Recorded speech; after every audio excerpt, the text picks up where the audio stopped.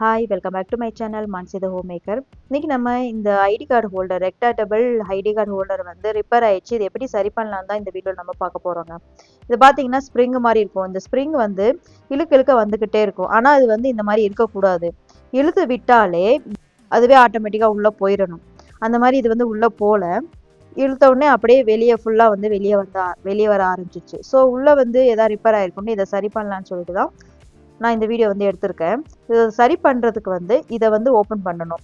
இதை ஓப்பன் பண்ணுறதுக்கு இந்த ஸ்க்ரூ வந்து ஓப்பன் பண்ணி எடுக்கிறேன். இந்த மாடலில் வந்து ஸ்க்ரூ இருக்கும். ஒரு சில மாடலில் வந்து லைட்டாக இந்த மாதிரி மேலே எடுத்து விட்டாலே ஓப்பன் ஆயிருங்க. ஸோ இந்த மாடலில் ஸ்க்ரூ இருக்கிறதுனால இந்த ஸ்க்ரூ போட்டு நான் ஓப்பன் பண்ணுறேன்.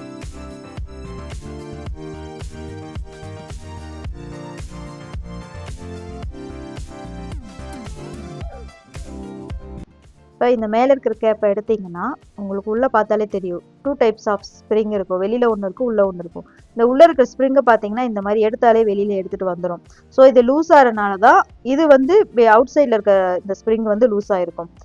இப்போ இதை டைட் பண்ணணும்னா கரெக்டாக ஃபிக்ஸ் பண்ணணும். அது வெளியில் வராமல் இருக்கிறதுக்கு என்ன பண்ணலாம், எப்படி வந்து அதை ஃபிக்ஸ் பண்ணலான்னு சொல்லித்தரேன். ஃபஸ்ட்டு உள்ளே இருக்கிற ஸ்ப்ரிங்கை வந்து ரொட்டேட் பண்ணி எந்த பொசிஷனில் இருந்துச்சுனோ அதே மாதிரி பொசிஷனில் வச்சு உள்ளே வச்சு ஃபிக்ஸ் பண்ணிடலாம். இது வந்து கிளாக் வைஸ் டைரக்ஷனில் இருந்தனால கிளாக் வைஸ் டைரக்ஷனில் உள்ளே வச்சு அப்படியே டைட்டாக பிடிச்சிட்டு அப்படியே உள்ளே ஃபிக்ஸ் பண்ணி விட்டுடலாம்.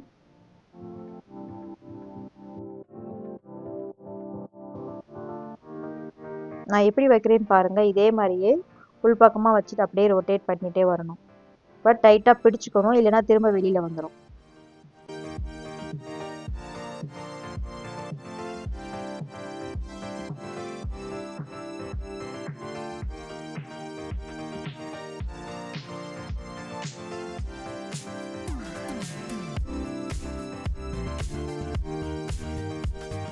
இப்போ ஃபுல்லாக வச்சதுக்கப்புறமா இந்த எட்ஜஸ் இருக்கு, இந்த எட்ஜஸ் வந்து இங்கே ஒரு கேப் மாதிரி இருக்குது பார்த்தீங்களா, சென்டர் பாயிண்டில். இதுக்குள்ளே வந்து வச்சிட்டிங்கன்னா இது டைட் ஆகிடும், வெளியில் வந்து வராது.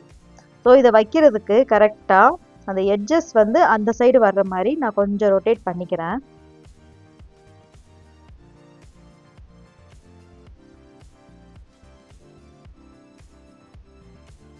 இப்போ ரொட்டேட் பண்ணிட்டேன், பார்த்தாலே தெரியும் உங்களுக்கு. கரெக்டாக இந்த எட்ஜு வந்து அதில் வந்து ஃபிக்ஸ் ஆகிற மாதிரி கரெக்டாக அதே பொசிஷனில் இருக்கும், தெரியுதா, அதே சைடில் இருக்கும். இப்போ இதை உள்ளே வச்சு அப்படியே ஃபிக்ஸ் பண்ணிடலாம்.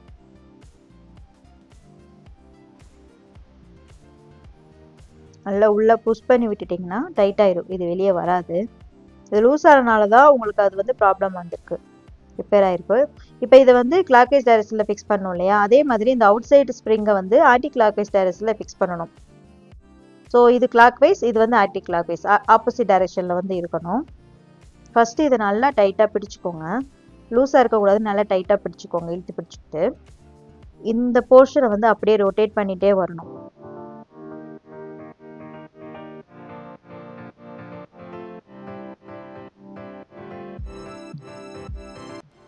விட்டுறக்கூடாது, நல்லா டைட்டாக பிடிச்சிக்கணும். கை எடுத்திங்கன்னா அது லூஸ் ஆயிடும். இப்போ இதை வச்சதுக்கப்புறமா மேலே ஒரு கேப் இருக்கு இல்லையா, இந்த கேப்பில் எனக்கு கரெக்டாக இந்த எட்ஜஸ் வந்து வந்துருச்சு. சில பேருக்கு வந்து நீங்கள் ரொட்டேட் பண்ணதுக்கப்புறமா இந்த மாதிரி வரும், எக்ஸ்ட்ரா நிறையா ஸ்ப்ரிங் இருக்கிற மாதிரி இருக்கும். அந்த மாதிரி நீங்கள் ஃபீல் பண்ணிங்கன்னா இந்த போர்ஷன் வந்து அப்படியே நீங்கள் ரொட்டேட் பண்ணிக்கலாம், அது ஒன்றும் பிரச்சனை இல்லை. அப்படியே ரொட்டேட் பண்ணிவிட்டு இந்த எட்ஜஸ் வந்து அந்த கேப் கிட்ட வர்ற மாதிரி வச்சுக்கோங்க, அவ்வளோதான். இந்த மாதிரி நீங்கள் பண்ணிக்கலாம். இந்த மாதிரி பண்ணிவிட்டு இப்போ மேலே இருக்கிற கேப்பை வந்து அப்படியே வச்சிடுறேன். இந்த கேப் இருக்கிறத மேலே இருக்கிற மாதிரி வச்சு அப்படியே ஃபிக்ஸ் பண்ணி வச்சுட்டு ஸ்க்ரூ போட்டு விட்றேன், அவ்வளோதான். ஸோ ஸ்க்ரூ போடுறதுக்கு முன்னாடி ஒரு தடவை வந்து பார்த்துக்கோங்க, நல்லா டைட்டாக பிடிச்சிட்டு இந்த ஸ்ப்ரிங்கை வந்து இழுத்து பாருங்கள், அதுவே ஆட்டோமேட்டிக்காக உள்ளே போகுது பாருங்கள். இந்த மாதிரி இருக்கான்னு பார்த்துட்டு அதுக்கப்புறமா நீங்கள் ஸ்க்ரூ போட்டுட்டு டைட் பண்ணிக்கலாம், ஓகேங்களா. இப்போ நான் ஸ்க்ரூ போட்டுடுறேன்.